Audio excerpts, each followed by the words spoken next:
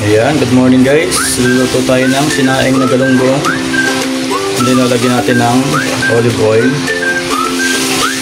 Ayan, so hindi na tayo gumagamit ng ordinary oil ngayon dahil napakabawal sa cholesterol. Kaya olive oil ang ating ilalagay.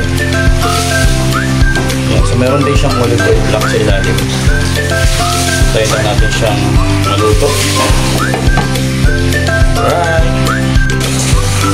Alright, so kumukulo na ang ating sinaing na galunggong.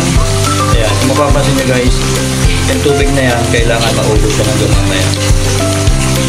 And then meron tayo dyan, kung mapapansin sa ibabaw, sili at saka sibuyas lang nakikita nyo. Pero sa ilalim, meron niya luya, maraming bawang at saka black olive. Wow! Ang bango! Ayan guys, so nilagyan ko na siya ng okra sa ibabaw para meron tayong kahit pa paano hindi puro isda, para meron tayong gulay. So in just 20 minutes pwede natin ito kainin. Okay, let's go.